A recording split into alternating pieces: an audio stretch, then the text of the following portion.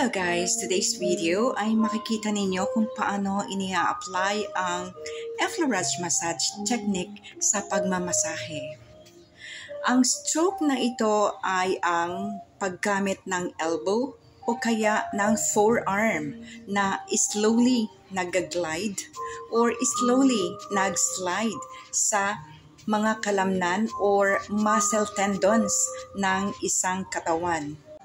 Karaniwan ito ang ini-apply sa Swedish massage therapy or deep tissue massage therapy para mabigyang lunas ang mga masasakit na muscle tendons at maikalma o ma-relax ang kaniyang buong katawan nang sa ganon ay malunasan ang kanyang nararamdaman.